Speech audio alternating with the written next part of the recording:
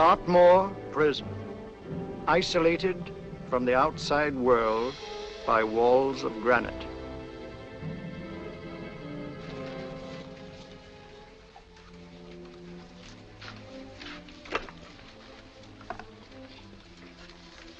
They say you could get out of here by merely telling what you know. You may or may not be another Scotland Yard bloke. But I'll give you the same answer I gave the others. I still have 2 years, 8 months, and 6 days left in which to make musical boxes. That'll be sold at auction for the benefit of this delightful sanctuary. And I intend to sell them.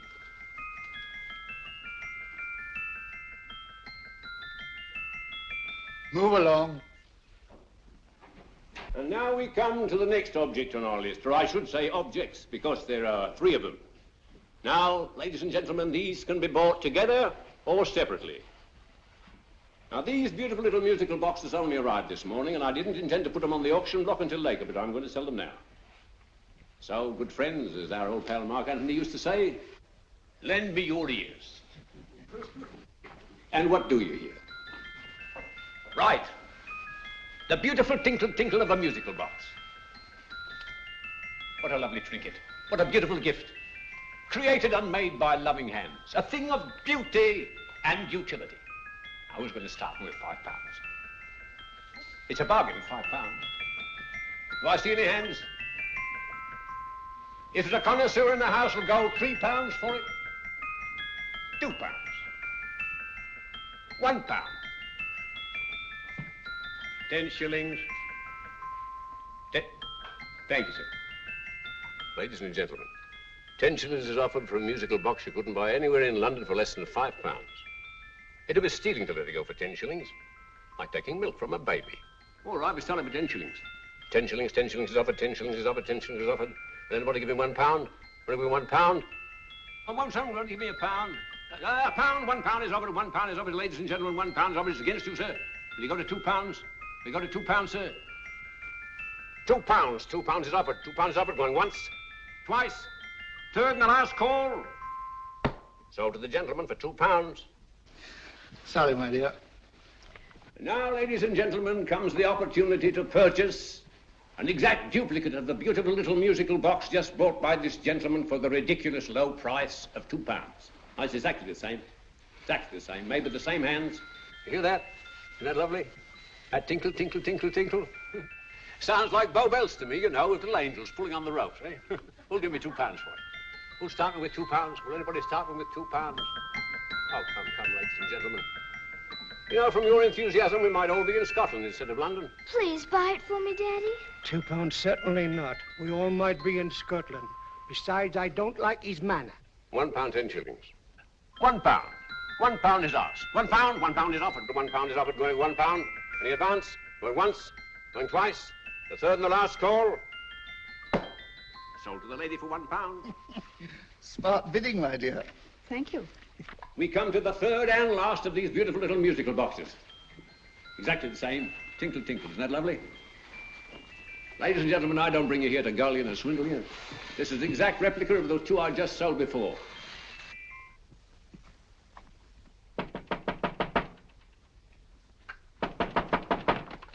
We're closed. But this is extremely important. Come in, sir, come in. I'm sorry to disturb you, but I was unfortunately delayed from arriving in time to bid on certain articles which I was rather anxious to obtain. Oh, perhaps they weren't sold, sir. We are carrying several things over. What might the articles be, sir? 3 identical musical boxes, about so large. Oh, I'm sorry, sir, but they were sold. Pity you weren't here to bid on them. They didn't bring anything like the real value. I'm most anxious to obtain them. I wonder if your records would show who the purchasers were. Oh, we don't usually give out that information, sir. For certain, shall we say, sentimental reasons, I'm most anxious to get in touch with the purchasers. I'd be willing to pay, shall we say, £5. Well, for certain sentimental reasons, sir, we'd be very happy to oblige. Alfred, today's sales. The 3 musical boxes. Musical boxes, oh. Ah, here we are. The first purchase for £2 from Mr. Julian Emery, 52 Portman Square. Write this address down, Alfred. Yes, sir. Second didn't leave any name. Well, how unfortunate. I think she's a dealer. You see, they don't like us to know where the things are going. On account of the profits. You say the second purchaser was a woman. Can you give me a description of her? Oh, she was a young woman, fairly tall, slender, she had a light complexion and dark hair, and she was wearing A grey suit, don't you remember? That's right. She probably runs a gift shop. She paid £1. You say she comes here fairly frequently? No, I didn't say so. But she does, sir. Like as not, she'll come in on Thursday. We have sales on Mondays and Thursdays. And the third box? The third, Mr. William Kilgore, 143B Hampton Way. For 10 shillings. Quite a drop from £2. Mr. Kilgore was a Scotchman. Well, thank you. You've been most helpful. Oh, thank you, sir. And any time you're passing, dropping, we always have lovely things for sale. How kind, sir? Thank you. I'll be back Thursday.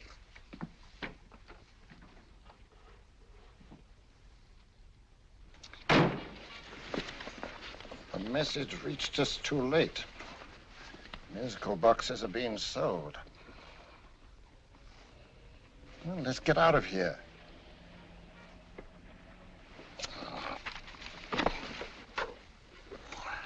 Someday you'll go too far.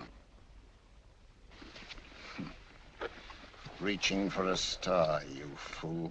Yet a fool may touch a star, Colonel Cavanaugh, if he but reach high enough. But not possess it as you would. The musical boxes, they're being sold. What a pity for you, my dear Colonel. Is it my fault that the message reached us only an hour ago? Is it my fault that they were sold? You can't hold me responsible for that. Hope for your sake you're right.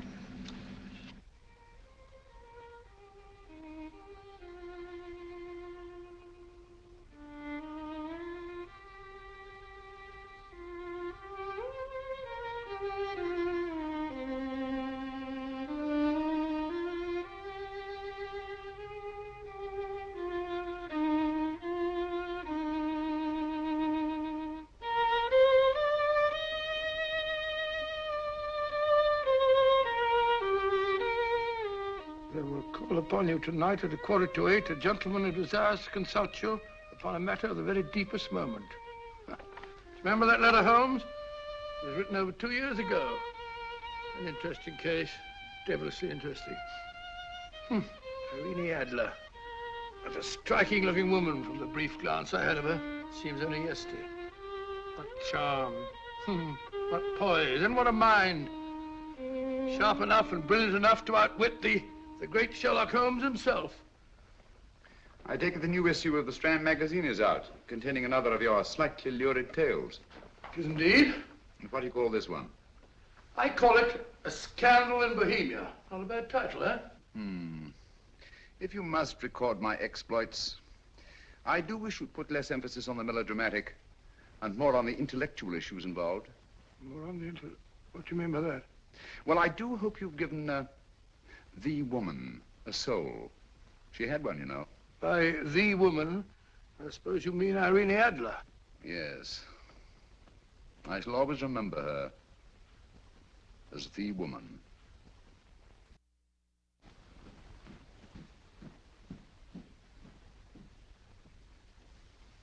Come in. I think. That's him, old boy. How are you? How are you, old boy? I haven't seen you for years. I want you to meet my old friend Sherlock Holmes. Holmes, this is Stinky. In other words, Julian Emery. How do you do, Mr. Emery? Watson has often spoken of you. Oh, has he? Yes, we were at school together. Yes, more years ago than I care to remember, but you didn't come in here just to remind me of that. No, I just happened to be in the neighborhood and saw your lights burning, so I took the liberty of looking you up. Still writing your mystery stuff? Yes, there's a new one out this week. Good, I never miss them. Oh, good, thanks. I say that bandage makes you look very interesting. Still poking your nose into other people's business as usual? Who hit you? I haven't the foggiest notion. Somebody knocked me on the head in my own living room and then proceeded to commit the most idiotic burglary you ever heard of. Fellow must have been balmy as a coot. Balmy? Why? Come sit down, old boy. Would you like a cup of tea? Huh? Oh, all right. I'll go and tell Mrs. Hudson about it. Yeah. Why do you say the robbery was idiotic, Mr. Emery? Oh, simply from the fact that with about £5,000 worth of musical boxes in my living room, the thief, who I caught in the act, made off with one that isn't even worth £5. I gather you're a collector of musical boxes. Yes, I am indeed. Some of them are very beautiful, but not the one that was stolen. The thief evidently grabbed the first thing that came to his hand when he heard me coming into the room. Still, it's rather odd, isn't it, that having disposed of you, he didn't pick up something more valuable. Mm-hmm. Was there anything unusual about the stolen box? No, nothing at all. No, I picked it up in the south of France, several years ago. You say you have many valuable music boxes, and yet the thief made off with one that isn't worth £5. Sounds like rather an intriguing little problem.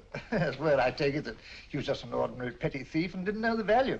That is a possible explanation, and yet I venture to say that the average petty thief has a more extensive knowledge of the value of objets d'art than the average collector.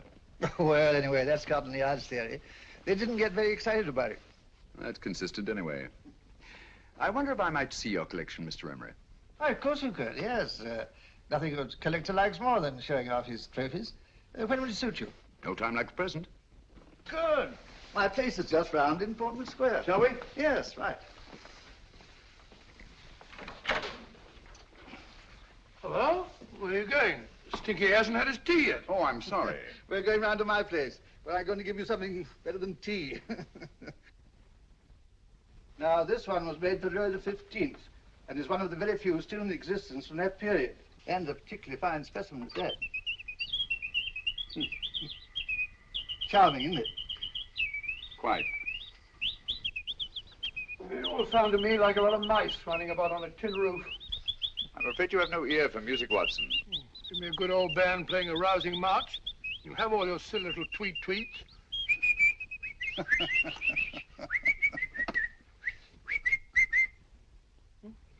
Another one. Just me.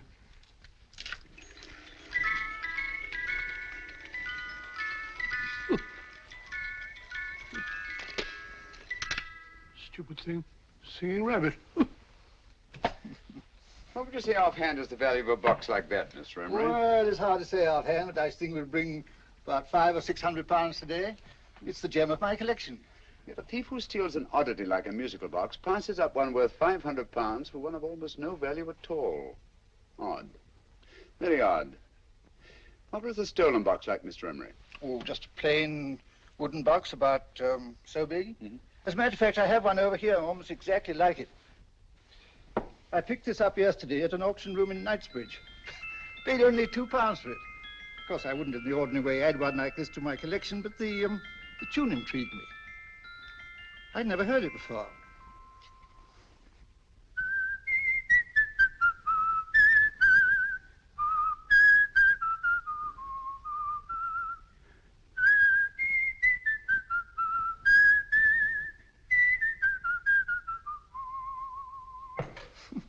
You have a remarkable ear for music, Holmes. Rather an unusual melody. Sit down, Will. Thanks. You say you bought that box at an auction sale yesterday? Yes, the Gaylord auction rooms in Knightsbridge. Mm-hmm. Run by old, what's his name? Crabtree. Handsome man. At what time was the robbery committed? Oh, about 3 o'clock this morning.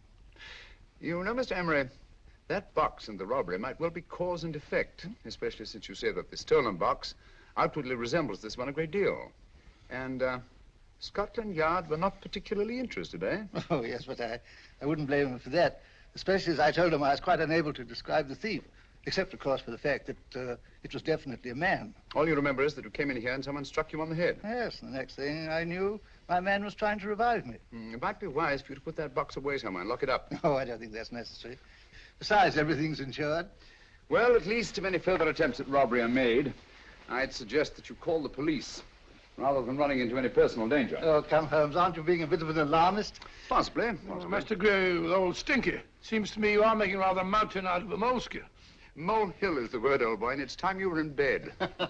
Thanks so much for letting us see your place. All the best. It's been glad meeting you. Holmes, I can't understand why you were so mysterious. Seems to me the petty thief explanation was the only sensible one. Really? Yes, I can't see how you can believe it was anything else. I didn't say I believed it to be anything else. The petty thief theory is the obvious one, I grant you. However, it's often a mistake to accept something as true merely because it's obvious. The truth is only arrived at by the painstaking process of eliminating the untrue. We are not able to do that in this case without further data. Rubbish, you're pulling my leg. You're trying to turn a tuppenny halfpenny robbery into an international plot. No, I'm not. I just hope that your friend Stinky is a little more cautious in the future. Just in case.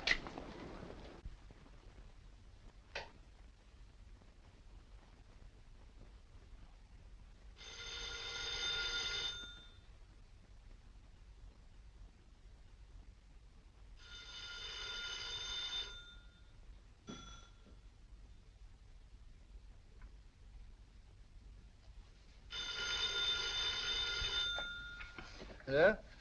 Yeah? Julian Emery here. Who?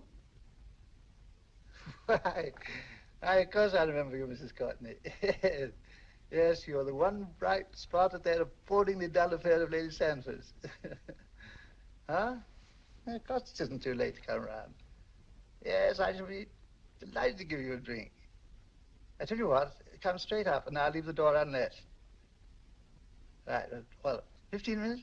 Good. I shall be counting each moment. No, I mean that, really. Right, goodbye.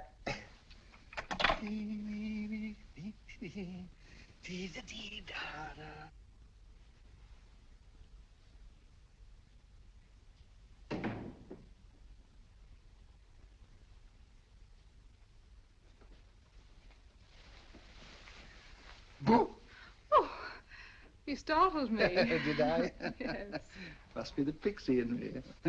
I know I shouldn't have called you so late, but I was at a party just around the corner, and I remembered your invitation to see your collection of musical boxes. My dear Mrs. Courtney, pleasure is all the greater for being so unexpected. My friends call me Hilda. Thanks. Mine called me Stinky. Stinky, how quaint. Oh, what a perfectly wonderful collection of musical boxes. You know, when you told me you had a collection, I had no idea it was so attractive. Yes. They appeal to the ear as well as to the eye. Oh, what a plain little one. Why, it looks just like a country cousin amid all this grandeur. No. You mustn't underestimate the country cousin. Only last night a burglar broke in here, and with all these to choose from, went off with one very much like it. Really? Yes, I don't mind the loss of the box so much, but I do resent this crack on the skull. But it makes you look so interesting. Oh, do you think so? Uh-huh. It's funny, that's what old Fatso said. Fatso? I mean, Dr. Watson. He was here this evening with a friend, a Mr. Holmes. He's interested in my collection, too. Sherlock Holmes? Yes. Do you know him? I've heard of him. Yes, he seems to think I'm in some sort of danger. What a haunting tune. It takes me right back to my childhood. Really? You know, it's odd that you should be interested in that particular musical box. Odd? Why? Because Mr. Holmes is also interested in it. He may have been more interested in the tune than in the box. My dear, yes, that's right. I remember now. He whistled it note for note, having heard it only once. Really? He must be a remarkable man. Bit of an alarmist, if you ask me. Don't you believe in warnings? Of course not. Who'd want a box like that? I would. You're not serious. Oh, but I am. Well, you put me in a very awkward position. I'm a collector, you know. And the collector buys but never sells. But if the price were high enough... The price has nothing to do with it. It's the principle of the thing. Yes, well, we haven't had our drink. No, thanks. I must be getting along. Must you really? I'm afraid so. You're not walking out on me, are you? My reputation, Stinky. I say, you know, you are an attractive woman. Thanks.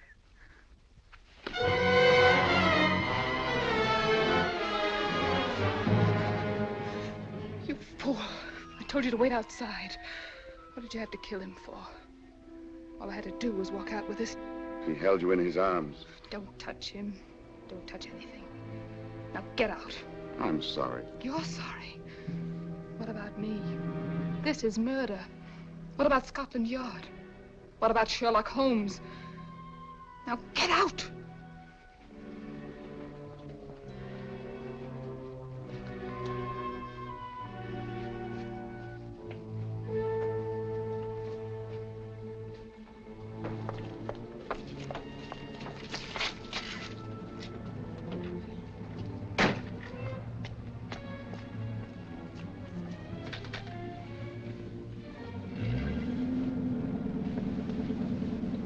Did you get it? Good. Did you have any trouble with him? Just a matter of murder. Ah, Mr. Holmes. Hopkins. Thanks for coming so promptly. Inspector Lestrade suggested that I call through to you. Mr. Emery was the client of Mr. Holmes, Inspector. Indeed. You didn't mention that when I telephoned you, Mr. Holmes. Well, not exactly a client, Inspector. Sergeant Thompson? He was killed between the hours of 11 and 2 o'clock this morning, Mr. Holmes. Must have been someone he knew, someone of whom he had no suspicion. Poor old Stinky. It's all my fault. I should have prevented this. Well, it's no time to start talking about that now, Doctor. Apparently it's gone. That's the second attempt on the musical box that Emery bought at the auction sale. And this time it was successful. But that box was only worth £2. It was worth a man's life, Watson. I think we'd better pay a visit to Gaylord's auction room and that fellow Crabtree. Inspector, may I suggest that you make a complete search of this flat for a small, plain, musical box about that size? Thank you. Come on, Watson. You say the first box went to Mr. Julian Emery. The second to Mr. Kilgore, 143B Hampton Way. And the third to the unidentified young lady who presumably has a shop and lives near Golders Green. That's right, Mr. Holmes. Isn't it rather strange, Mr. Crabtree, that you should have had 3 identical musical boxes all playing the same tune? Where'd they come from? Dartmoor Prison. Dartmoor? Yeah, we get a regular shipment from there every month. The inmates manufacture them. Well, they make all kinds of things, you know, pipe racks, waste paper baskets, musical boxes. Did you happen to notice if anyone showed any particular interest during the auction in the purchasers of these 3 boxes? Oh, come now, Mr. Crabtree. This is very literally a matter of life and death. Well, since you put it that way, Mr. Holmes, there was a gentleman came in here about an hour after closing time, and he was in an awful state, he was. He gave me £5 to tell him where the boxes had gone to. He said they had a sentimental value for him, sir. Expensive sentiment. Can you describe him? He was tall, distinguished looking, and he had grey hair and a moustache. Oh, he was quite a gentleman, sir. What was his reaction when you were unable to supply him with the address of the young lady who owned the shop? I told him the young lady usually come back on Thursday. He said he'd come back on Thursday. Now, that's tomorrow. Thank you, Mr. Crabtree. You've been very helpful. Thank you. Come along, Watson. Where are we going now, Holmes? To the home of Mr. Kilgore, the man who bought the 3rd box.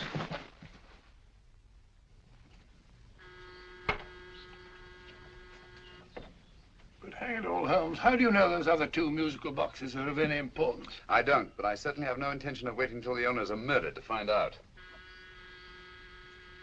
No one at home. I hope that's the explanation. I'll have a look through this window.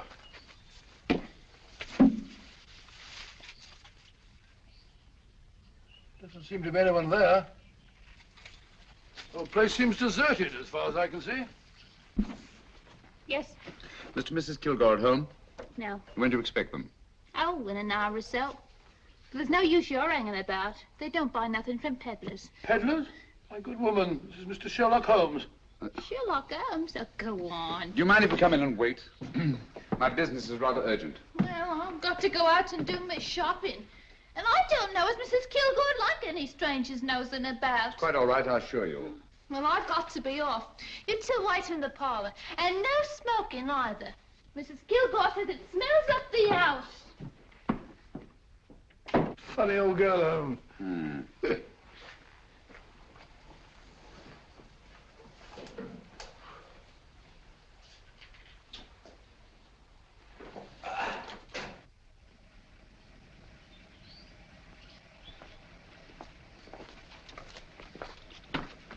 Park Lane. Park Lane? And what would the likes of you be doing in Park Lane? Now, don't worry about the fare, Ducky. If you knows how to get to Park Lane, up it.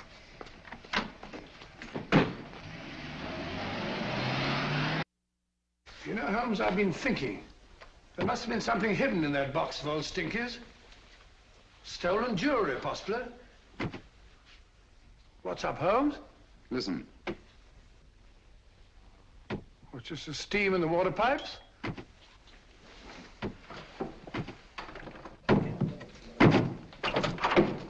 Watson! Great Scott! Come on, Holmes. Get on the chair here. It's all right, my dear. There. Now, don't worry. It's all over. There you are, dear. Don't cry anymore. She tied me up and shut me in the cupboard. I know. She won't come back. Did you show her your new musical box? Yes, she said she wanted to hear it play, and as soon as I showed it to her, she grabbed hold of No, it. I know. Now, don't worry. We'll buy you a new musical box. Yes, my dear, the best one in London. Watson. Oh, what a fool I've been. What do you mean, Holmes? She took the musical box out of this house in that market basket, right under our very noses. Why could the Kilgore charwoman want to take the music box? She isn't the Kilgore charwoman. She's a consummate actress. An extremely clever, unscrupulous woman who will stop at nothing. Take care of the child, will you, Wolfella, till our parents get back. Explain everything to them. Of course I will. But, Holmes, where are you going? Somewhere, somehow, I must get to the young lady who bought that third musical box before our opponents find her. I only hope that I won't be too late. Oh, no. No, darling, you mustn't cry anymore. Now, cheer up. Would you like to hear old Uncle make a noise like a duck?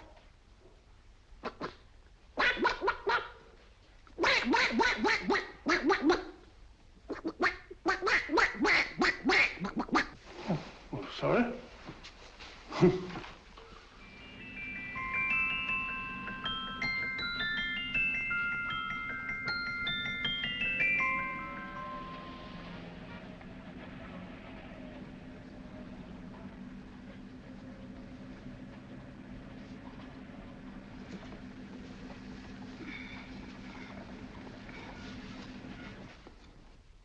Now, ladies and gentlemen, how much am I offered for this beautiful lace Dresden china figurine?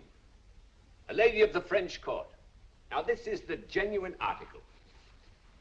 What a beautiful ornament for your mantelpiece. Or you could use it as a centerpiece on the dining room table. Now, will somebody start me for £10? Will somebody start me for £10? £8? £7?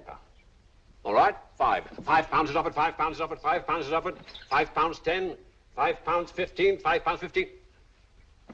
£6 is offered, £6, going once, going twice, the third and the last call. Have you all done? Sold to the lady from Twickenham for £6. Next, we have a real museum piece, ladies and gentlemen. A fine 19th century doll. The costume an exact replica of the holiday clothes worn by the Hungarian peasant women. Now, ladies and gentlemen, an article like this would cost you from £15 to £20 in a West End shop. I'm not going to ask for anything like that. Who'll give me £2 for it? £2. Anybody offer me £2? £2 for the Hungarian? £2? £1. What? Anybody give me £1? Anybody offer me £1 for the doll? £1 is offered, ladies and gentlemen. £1 is offered. Now, I'm not going to waste your valuable time or mine in trying to get one half of what this beautiful doll is worth. If the young lady can steal it for £1, that's her good fortune. So it's going once, it's going twice, the third and last call. Any more? Sold to the young lady for £1. And now, ladies and gentlemen, may I draw your attention to something which may be a great surprise to you, worthy of any collection. The only other one like it is in the British Museum. It's a Ming vase of the 7th dynasty.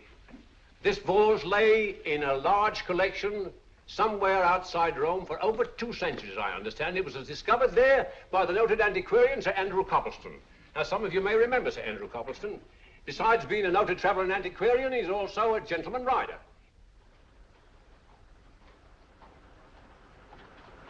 The girl with the parcel in her hands, that's her. Are you sure that's the girl? Well, she fits perfectly the auctioneer's description. Follow her, Hamid.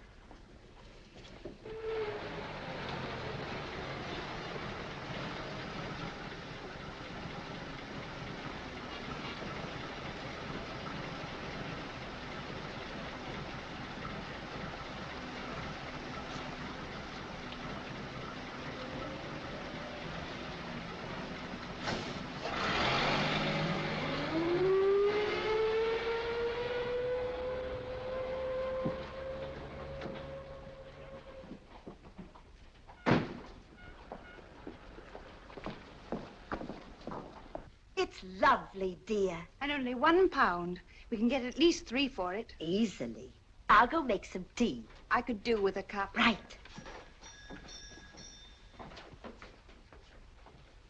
Good afternoon. Good afternoon. I'm looking for a birthday gift for a 7-year-old girl. What would you suggest? We have some lovely dolls. Now, this Hungarian I think peasant- she has enough dolls already. Books are always welcome. Well, I'm looking for something a little different. Well, that's rather cute. What is it? Well, that's a musical box. Children always love them. And this is an exceptionally nice one. It plays many tunes.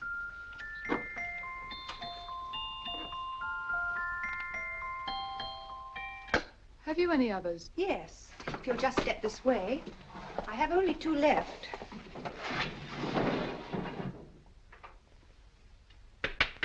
How nice.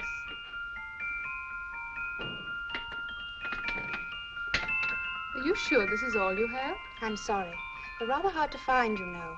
That's our entire allotment. I did have one other, but I sold it earlier this afternoon. But it was only a plain wooden one. It wouldn't have been a very nice gift for a child. Really? Do you happen to know who the purchaser was? Why, yes. He left his card, just in case anyone should inquire for him.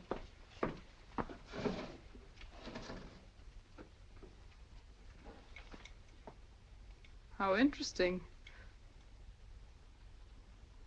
I'm sorry, but I'm afraid I'll have to look a bit further. Thank you anyway. Good afternoon. Thank you.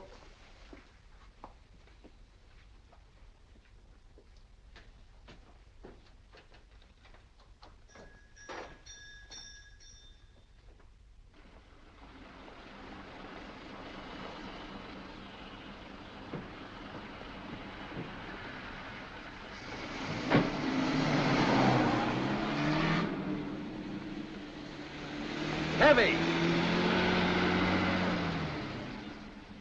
Follow that cab. Here now, what? Scotland Yard. Hop in.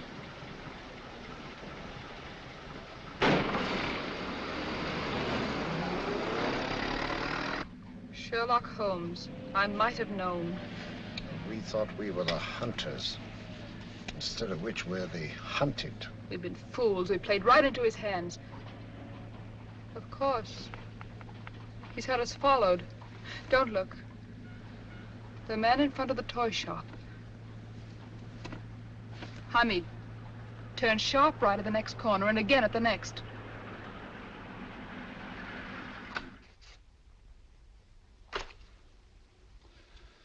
No photograph of her, Commissioner, as I expected. She's not a known criminal. But how do you expect to know if you do find her? After all, she was disguised as a charwoman. Don't worry, old fellow. If I ever see her again, I'll recognize her. Well, it won't be long till we know who they are and from where they operate. Who's covering them?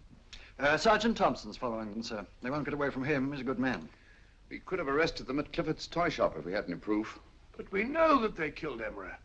Proof, my dear fellow. We must have proof. We have x-rayed it, sir. There's nothing whatever concealed in the box. We'll have a look at the plates.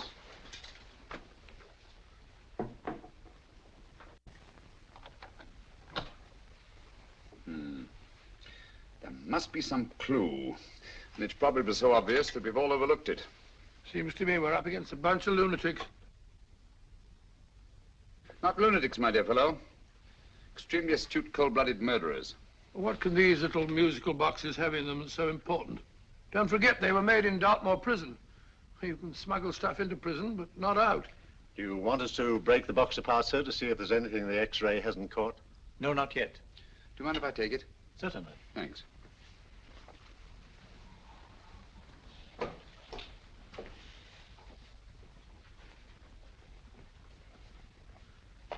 The governor of Dartmoor Prison informed us, sir, in answer to Mr. Holmes' question, that all 3 musical boxes were made by the same convict, John Davidson, serving a 7-year term, sir. Davidson? The Bank of England plates. That'll be all. Yes, sir.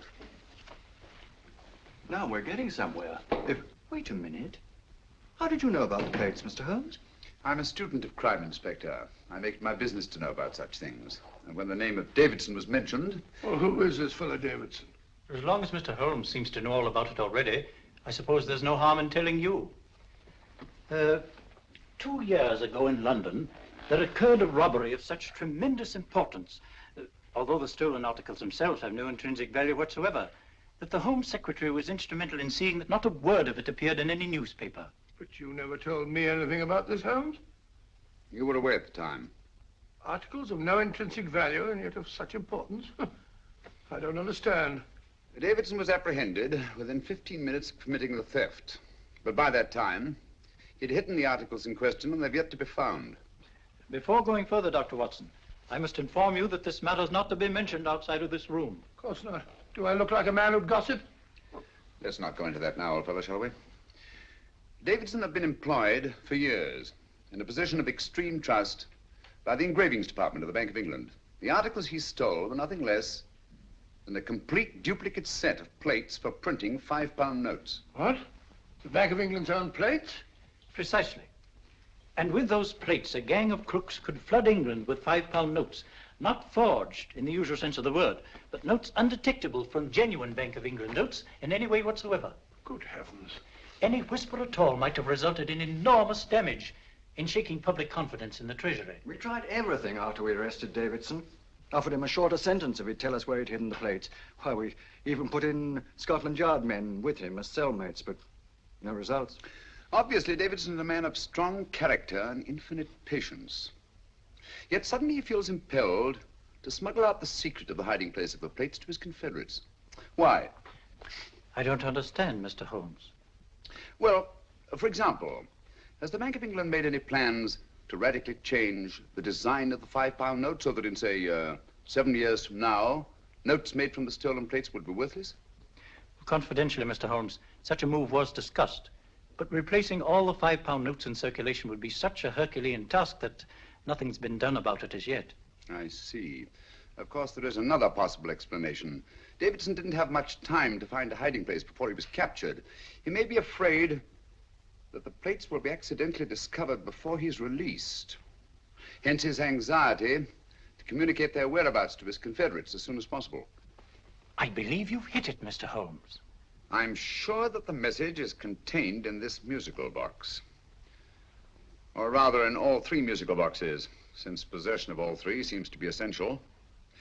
Our opponents have 2/3 of the puzzle, we have 1/3. Well, what are you going to do, Holmes? Try to deduce the message from the 1/3 that we have.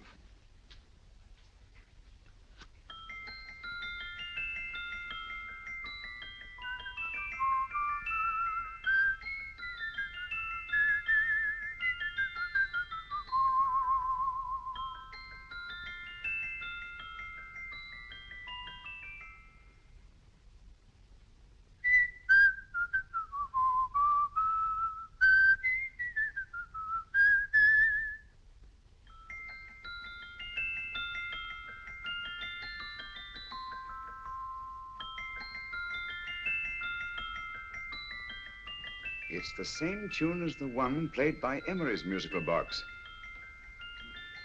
And yet it's different. Sounds the same to me. The tune. Somehow the tune is the key to the mystery. It must be the tune.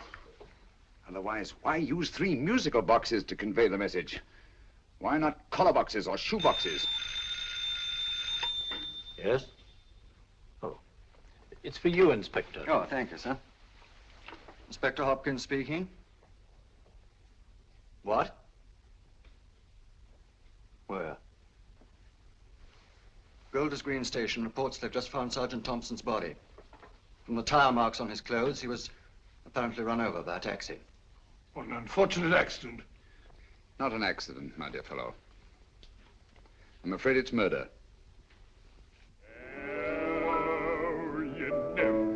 Just who you're going to meet when you're walking down a busy London street. Mrs. Hawkins, Mrs. Brown, any subject of the crowd. Oh, you never know just who you're going to meet. So you better hold your topper in your hand, just in case you meet a lady on the Strand. Girls will think you're kind of sweet, and your day will be complete. Oh, you never know just who you're going to meet. Now, a gentleman is judged by his appearance. Yes, a gentleman is judged by how he talks. Now, he's much better off when he's acting like a toff, especially if he's taking him a walk. What on earth is this outlandish place?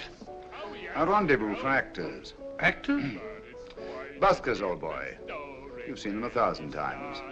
Actors who entertain the queues, waiting outside theaters. You never know just who you're going to meet when you're walking down a busy London street. So you better wear your best velvet ties to look your best, 'cause you never know just who you're going to meet. So you better keep your manners right in view, just in case a lady gives a how'd you do.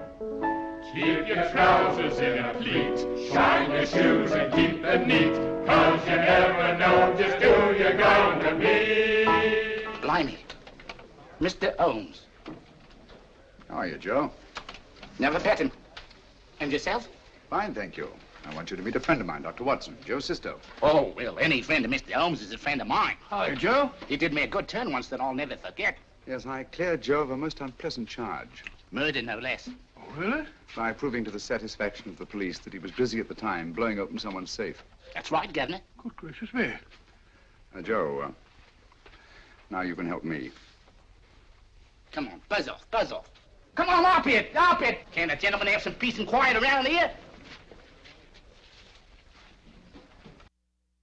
And you too. There you are, Mr. Holmes. Now we can have some peace and quiet around here. Thank you, Joe. There's £5 in this for you. Well, I wouldn't want to take it on myself, sir, but I can get somebody to do it for you for half of that. You don't know what the job is yet. For £5? Murder, ain't it? What? No, Joe, not murder, just music. I want you to identify a song for me. Oh, there ain't a song that's been written that I don't know. That's why I came to you. Of course, the violin is more my instrument, but, oh, well, here we go. Now, listen to this, Joe.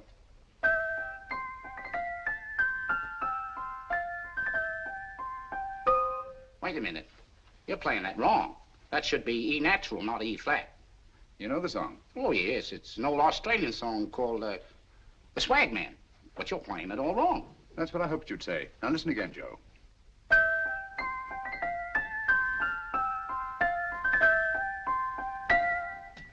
That's the same tune, all right, but you're making different mistakes than you did the first time. No, not mistakes, Joe. Call them variations. Here, play the song for me, will you, the way it's written.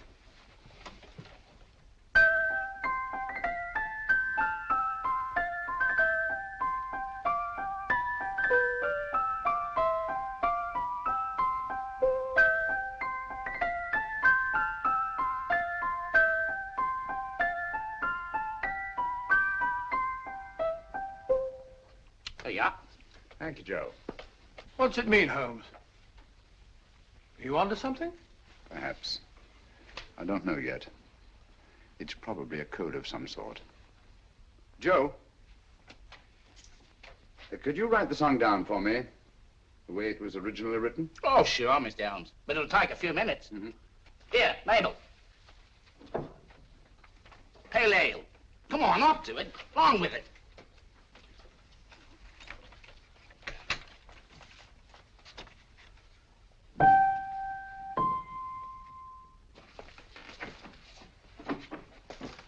Well, obviously it isn't the lyrics. No combination of those words made any sense at all. The variations in the way Emery's musical box played the tune are different from the variations in the one we have. You sure? Quite.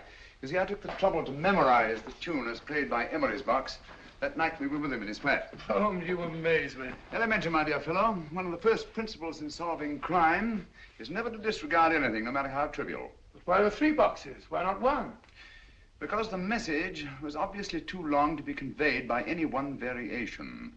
Then there's the 3rd box, the one that woman took from the Kilgores. That contains yet another set of variations. Yes, well, it's all beyond me. Well, all we have to do now is to find the secret of the variations. Not a very easy problem to solve, my dear fellow.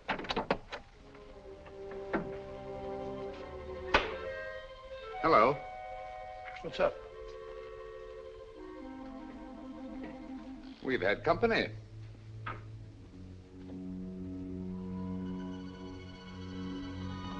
say, this is outrageous. Ask Mrs. Hudson to come in here, will you? Right.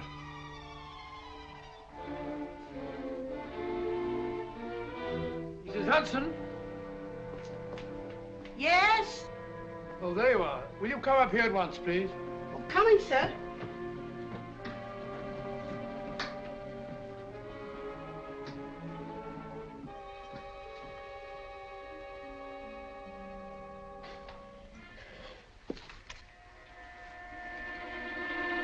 Mercy me, Mr. Holmes.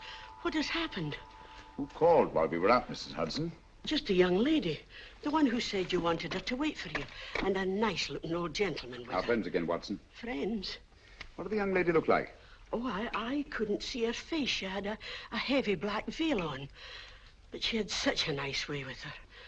Oh, I'm sorry, Mr. Holmes, if I've done anything wrong. But you did say I should always let clients come in and wait for you. Don't worry, Mrs. Hudson, don't worry. You had no way of knowing. It's quite all right, quite all right. Now, don't worry, Mrs. Hudson. Don't worry. Well, where on earth's the musical box? They didn't get it. Didn't get it? Where is it? It's in your hand. Huh? In that biscuit jar. Take the biscuits off the top. Now put your hand inside, and you'll find the music box. Well done, Holmes. Well done. Amazing.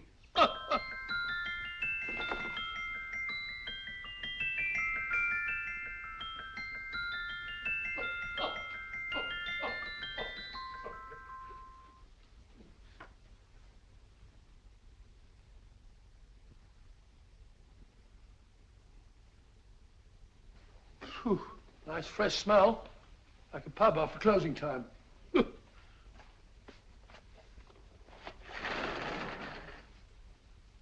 I say, Holmes, What? it's morning. Allow me to congratulate you on a brilliant bit of deduction.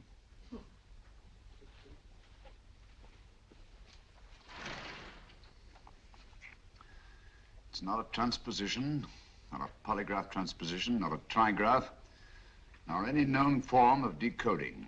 How about the Morse code? Have you tried that? Yes, at about 3 o'clock this morning. I'm sorry, old man. I was only trying to help.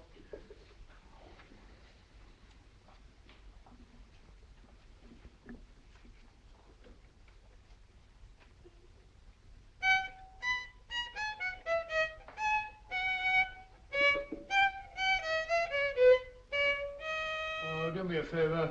Not again. Must have heard that thing 1,000 times. Kept me awake all night.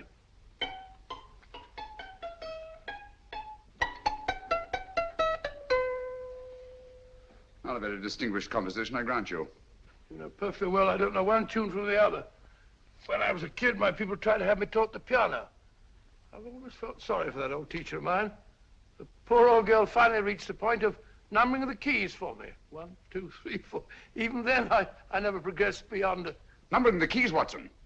The 19th key of the keyboard is the 19th letter of the alphabet. S. Here. Write it down when I give it to you, old fellow, will you?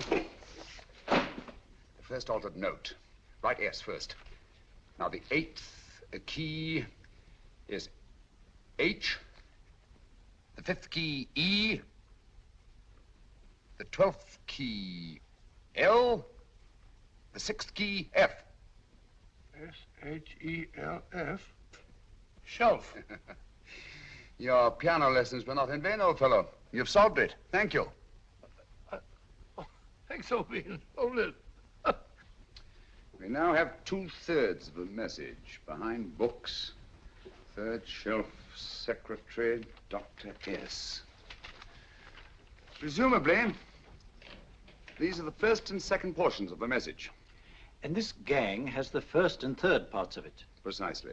Then it's a stalemate? Yes, Commissioner, but we can't leave it like that. There's no doubt in my mind that they'll try to secure our third of the message that's missing. Well, I assume you've taken every precaution to guard the Clifford music box. Oh, yes, it's carefully hidden at Baker Street with Dr. Watson on guard. However, I'm reasonably certain that, difficult as it may be, we can find the plates even without the missing part of the message. Behind books, third shelf, secretary, Dr. S. Well, outside of the fact that Davidson hid the Bank of England plate somewhere in London, Mr. Holmes, I don't see that we've progressed at all. Allow me to point out to you, sir, the key words Dr. S. It looks as if the plates were hidden in the house of the doctor. Whether S stands for his first or last initial remains to be determined by a process of elimination.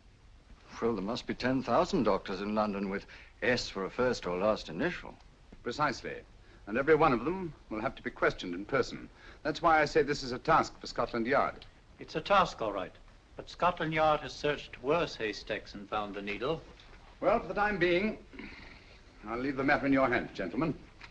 We'll call you if and when we get a lead on our mysterious Dr. S. Thank you. In the meantime, I intend to follow up a little clue concerning a cigarette.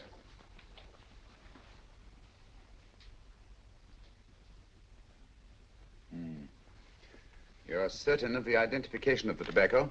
Absolutely. I have made up this special blend for only 3 customers. It is almost pure Egyptian, with admixture of latakia for added body, and a pinch of perique. Merely a whisper, as one might say, for elusive fragrance. Yes. And the 3 customers? Major Wilson in Bombay, India. Mrs. Catherine Leamington Smith in Ireland. Yes, and the 3rd? Mrs. Hilda Courtney of Park Mansions, Bryanston Square. Thank you. Thank you very much. You've been most helpful. It is a pleasure to have been of service, Mr. Holmes.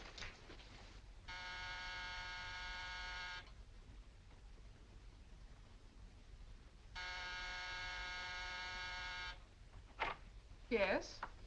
Mrs. Courtney? Yes. My name is Sherlock Holmes. Do come in. Thank you. I've heard of you, of course, Mr. Holmes. I believe we have a mutual friend in Sir Edward Brookdale. He's spoken to me of you quite often. Indeed.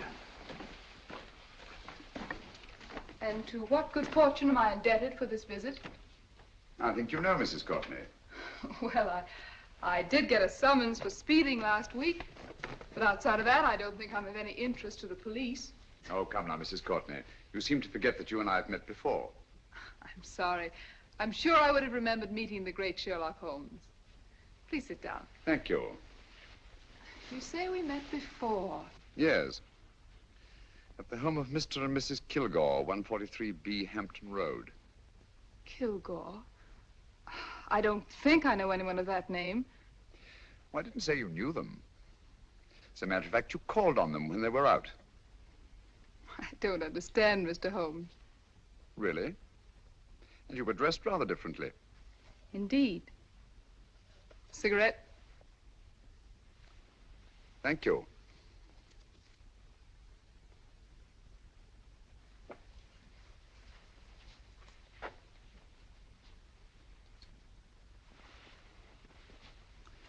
Thank you. You know, Mrs. Courtney, people generally forget in assuming a disguise that the shape of the ear is an almost infallible means of recognition and identification to the trained eye. Evidently, you've mistaken me for someone else. Oh, no, not at all. Though naturally, I expected your denial. But when you paid your visit to my rooms at Baker Street, you carelessly left behind another identification. They're, identical, aren't they? Yes, I must admit they are. You see, Mr. Holmes, to catch one as clever as you, I had to use a very special lure. I knew you'd be unable to resist the bait of my cigarette, having read with great interest your monograph on the ashes of 140 different varieties of tobacco. I should advise you not to move, Mr. Holmes. I must congratulate you on your ingenuity, Mrs. Courtney. It was indeed a brilliantly designed trap. Thank you, Mr. Holmes. Praise from a master is indeed gratifying. I shall always cherish the memory of your flattering words. Memory? Precisely. I'm afraid these gentlemen have a most regrettable task to perform. Unless, of course, you care to turn over the missing musical box with your pledge to take no action against us in the future. I'm afraid that will be impossible. I thought that would be your answer. Hamid! Careful! Careful. There's no need to be unnecessarily rough with our distinguished guest. You realize, Mr. Holmes, that your demise will not take place here. The corpus delicti, you know. Well, naturally. Shall we go? It So fearfully awkward having a dead body lying about. Don't you agree, Mr. Holmes? Another dead body shouldn't weigh too heavily on your conscience, Mrs. Courtney.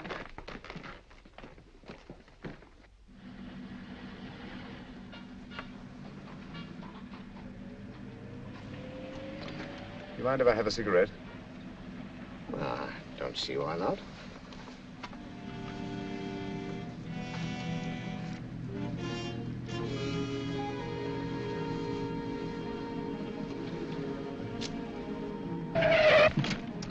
Be careful, Hamid. It's the brakes, they bind. Thank you, Colonel Cavanaugh. It's very considerate of you.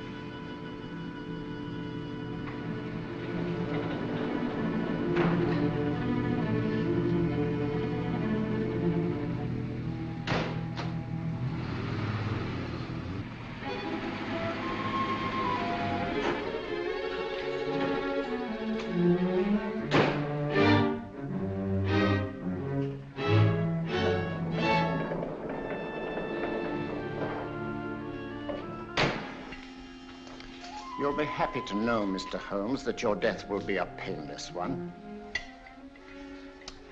Hamid, attach this to the motor of the taxi. That little attachment, my dear Mr. Holmes, contains the deadly fluid known as monosulfide. The Germans use it with gratifying results in removing their undesirables.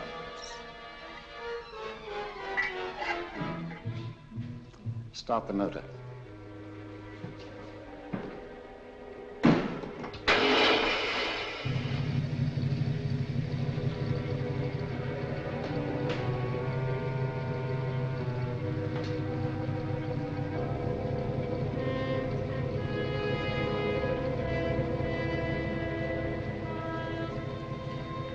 Tape his mouth.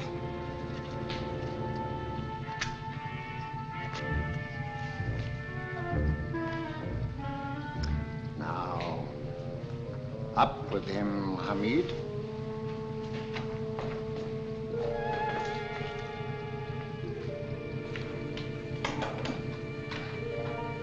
You find yourself like Muhammad's coffin, Mr. Holmes, suspended between heaven and earth.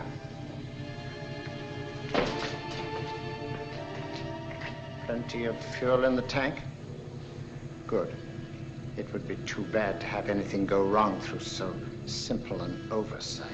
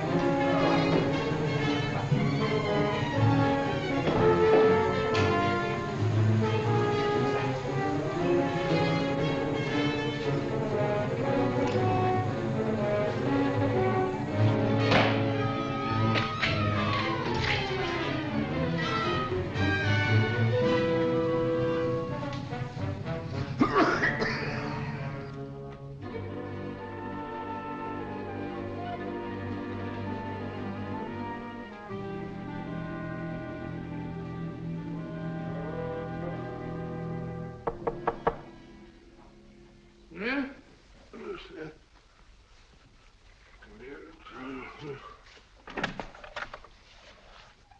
Good afternoon. Mr. Sherlock Holmes? No, I'm Dr. Watson. Oh, of course, Dr. Watson. How stupid of me. Oh, so this is stupid of me. Won't you come in? Well, I really came to see Mr. Holmes. Oh, I'm afraid he's out. I don't know when he'll be back. Perhaps there's something I can do. Won't you sit down? Thank you. You know, Sherlock Holmes and I have been engaged on a great many cases. Oh, really? Yes, indeed. As a matter of fact, this very moment, we're involved in one of the most baffling... Oh, well, won't you tell me your trouble, and I may be able to help you. That's very kind of you, Dr. Watson. Perhaps if I wouldn't be imposing too much. Imposing? Oh, there's no imposition. No imposition at all. A pleasure, I assure you. Now, tell me all about it, Miss Williams. Mrs. Williams. I live in Surrey, Dr. Watson, and I've come up to London in sheer desperation. My only sister has disappeared, and the local police seem utterly unable to find her. Well, Holmes and I solved a case exactly like that once. Very interesting as far as I remember. I call it the adventure of the solitary cyclist. Oh, sorry. Now I come to think of it, it wasn't so very similar. Entirely different. I don't think what I was saying. Where were we? She's only 17, Dr. Watson, and until she disappeared last Thursday, she seemed to be in the best of spirits. Well, possibly a romantic entanglement? Oh, no, nothing of the sort. She left no note, didn't even pack a bag, no explanation. She just started to walk to the village from our house in broad daylight and simply vanished from the face of the earth. Oh, there. Might I have a glass of water? Glass of water. Have one in 1 minute.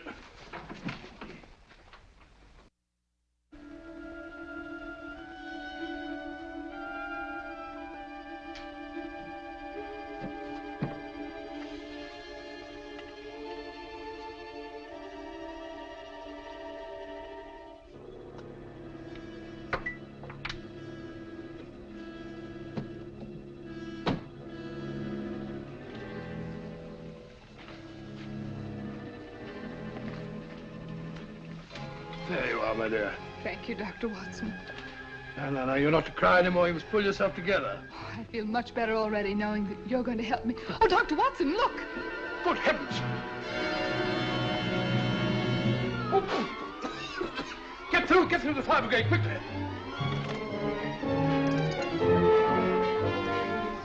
Haven't you a fire extinguisher? By George, we have in the kitchen.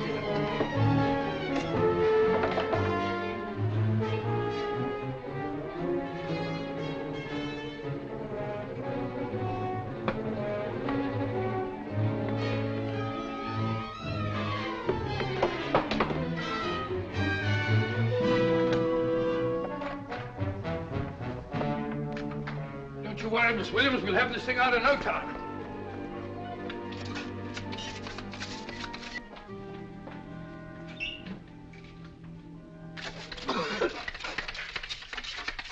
That's got it. Get some air. Well, you see, there was no need for the fire brigade after all. I hope you weren't too frightened, Miss Williams. Oh, gone. What's the trouble with women? They always lose their heads in an emergency. Well...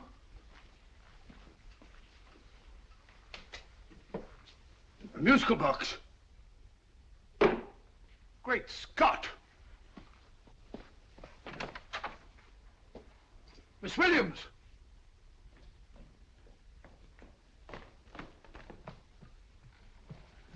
Well? Good. And Holmes? By now, Mr. Holmes has no doubt exchanged his violin for a harp. Always assuming that heaven is his destination. And now that we have the missing musical box.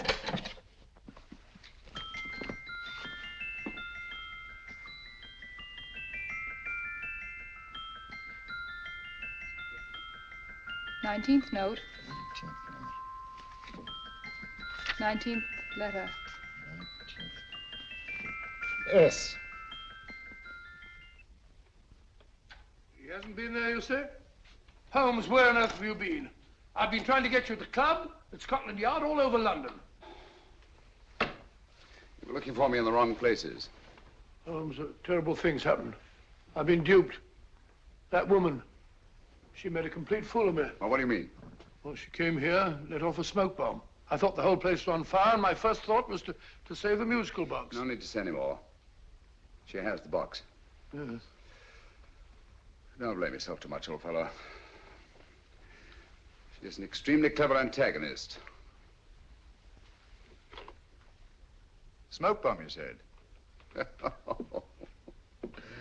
Well, you can console yourself with the thought that your charming friend is at least a reader of yours. What do you mean?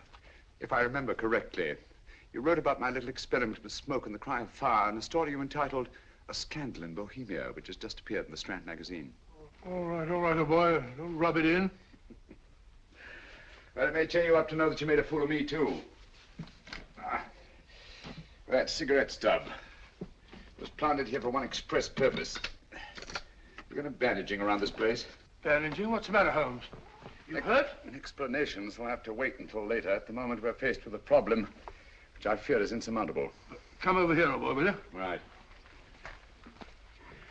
Our opponents are in possession of all three parts of the code. And here are we, while the Bank of England plates pass into their possession. Cheer up, old fellow, cheer up. As Dr. Samuel Johnson once said, there's no problem the mind of man can set that the mind of man cannot solve. What's that, old fellow? I was just quoting Dr. Samuel Johnson. He said there is Thank you, Watson. Thank you. Leaving the front reception room, we come into the main hall, where Dr. Johnson was in the habit of passing through to have his meager meals in the dining room opposite, in company with his friend and biographer, James Boswell. We will now pass up the stairway, which remains in its natural wood finish, just as it was when the good doctor was here. The framed etching on the wall is believed to have been presented to Dr. Johnson by the distinguished painter, Sir Joshua Reynolds. I've been told here that that picture was given in by Mrs. Thrale, and it's definitely not a Reynolds. Is that important, my dear? Oh, I'm sorry. This way, ladies and gentlemen, please, this way. Move along, children, move along. The secretary's not on this floor. Patience, Hamid. I have a feeling My that... dear Colonel, with Sherlock Holmes out of the way, what could go wrong?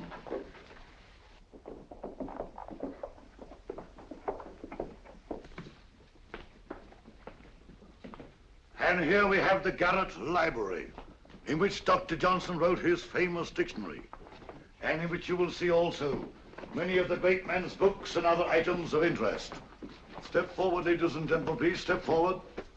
Standing in the corner is the secretary, which contains many of the original works by the literary genius. On this table, Dr. Johnson's cat, Hodge, used to sleep while his master worked. A strange thing about this cat, ladies and gentlemen, was its love of oysters. They do say that the dear doctor often went hungry to find the cat that delicacy. What a pity. Now we will visit the grey room, which is immediately below us, in which you will see the very bed in which Dr. Johnson died. What did he die of? Gout. Just gout. This way, ladies and gentlemen. Mind the steps, please.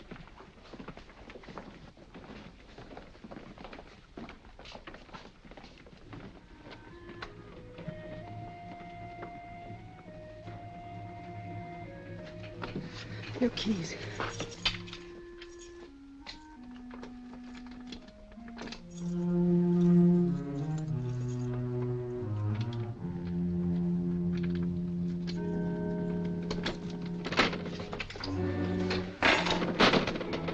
Third shelf up.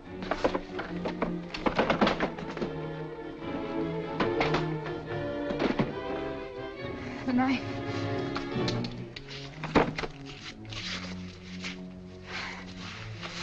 Gentlemen, the Bank of England plates. Well, Mrs. Courtney, so we meet again. No, I shouldn't do that if I were you, Colonel Cavanaugh. I must congratulate you, Mr. Holmes. You're far more clever than I thought. Thank you, Mrs. Courtney. Praise from you is indeed gratifying. I shall always cherish the memory of your flattering words. Memory? Oh, thank you. And now I have a most regrettable task to perform.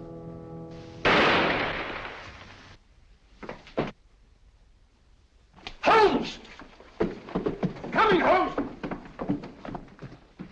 Holmes, you all right? Perfectly, thank you, old fellow, but I think this gentleman on the floor requires some medical attention. We must see that he looks his best, you know, when he's hanged. Take them in charge.